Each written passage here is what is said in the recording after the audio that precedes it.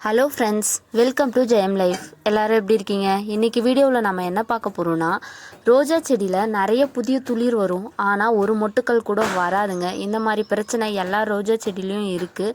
என்னுடைய ரோஜா செடியிலையும் இதே பிரச்சனை தாங்க இருந்தது. இதுக்காக நான் என்ன உரம் கொடுத்தேன், அதுக்கப்புறம் எந்த அளவுக்கு மொட்டுக்கள் வச்சது அப்படிங்கிறத வீடியோவை ஸ்கிப் பண்ணாமல் லாஸ்ட் வரலையும் பாருங்கள்.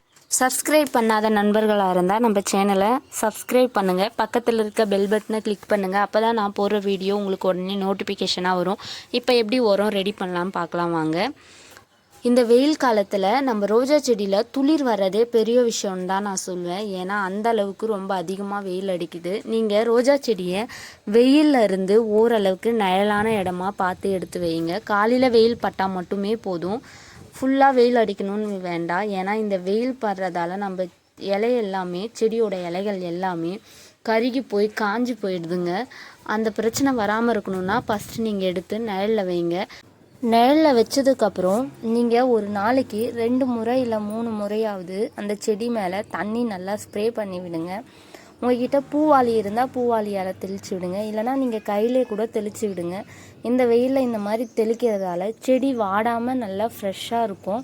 அது மட்டும் இல்லாமல் இதனால் நிறைய புதிய துளிர்களும் வரும். செடி மேலே நிறைய டஸ்ட் இருக்கும். நம்ம இந்த மாதிரி தண்ணி தெளித்து விடுறதால அதுவும் சரியாகும். பூச்சி தாக்குதல் ஏதாவது வந்திருந்தாலும் நம்ம தண்ணி தெளிக்கிறதால அதுவும் சீக்கிரம் சரியாகும்.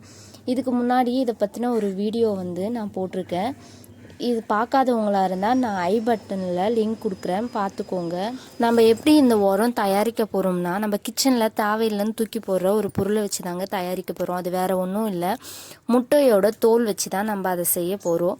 முட்டையோட தோல், அவிச்ச முட்டையோட தோல் எடுத்துக்காதீங்க. நீங்கள் ஆம்லேட் அந்த மாதிரி போடுவீங்க இல்லைங்களா, அந்த முட்டைத்தோல் யூஸ் பண்ணிக்கோங்க. முட்டைத்தோலை அப்படியே யூஸ் பண்ணாதீங்க, நல்லா கழுவிடுங்க. கழுவிட்டு வெயிலில் ஒரு நாள் காய வைங்க. காய வச்சுட்டு அதை நல்லா பவுட்ரு பண்ணிக்கோங்க. மிக்சியில் போட்டு பவுட்ரு பண்ணுறதாலும் ஓகே.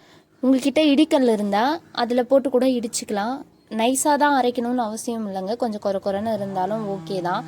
அதோடு அடுப்பு கறி சேர்த்துக்கோங்க. 2 ஸ்பூன் டீ தூள் சேர்த்துக்கோங்க. டீ தூள் ஃப்ரெஷ்ஷாக இருக்கணும்னு அவசியம் இல்லை. நீங்கள் யூஸ் பண்ண டீ தூள் கூட வடிகட்டி காய வச்சு அதை யூஸ் பண்ணிக்கோங்க. இது 3த்தையும் நல்லா மிக்ஸ் பண்ணிவிட்டு இந்த மாதிரி ரெடி பண்ணிக்கோங்க. இது நம்ம செடிக்கு சுற்றி இருக்க மண் இருக்குது இல்லைங்களா, அந்த மண்ணை நல்லா கிளறி விட்டுருங்க. கிளறி விட்டுட்டு ஒரு செடிக்கு 2 ஸ்பூன் மட்டும் கொடுத்தா போதும், அதிகம் கொடுக்க தேவையில்ல. இப்போ செடியை சுற்றி இருக்கிற மண்ணை நீங்கள் வேரோட நல்லா அணைச்சி விடுங்க.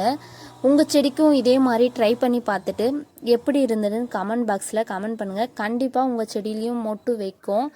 நம்ம வீட்டில் இருக்க தேவையில்லாத பொருளை வச்சே நம்ம இந்த உரம் ரெடி பண்ணிக்கலாம். காசு கொடுத்து வாங்கணும்னு அவசியம் இல்லை.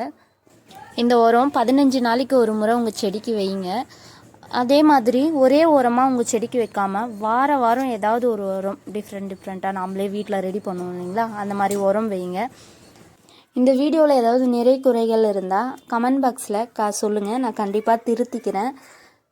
இந்த வீடியோ உங்களுக்கு பிடிச்சிருந்தா லைக் பண்ணுங்கள், உங்கள் ஃப்ரெண்ட்ஸ் அண்ட் ரிலேட்டிவ்க்கு ஷேர் பண்ணி விடுங்க. மறக்காமல் நம்ம சேனலை சப்ஸ்கிரைப் பண்ணுங்கள், பக்கத்தில் இருக்க பெல் பட்டனை கிளிக் பண்ணுங்கள். அப்போ தான் நான் போடுற வீடியோ உங்களுக்கு உடனே நோட்டிஃபிகேஷனாக வரும். நன்றி, வணக்கம்.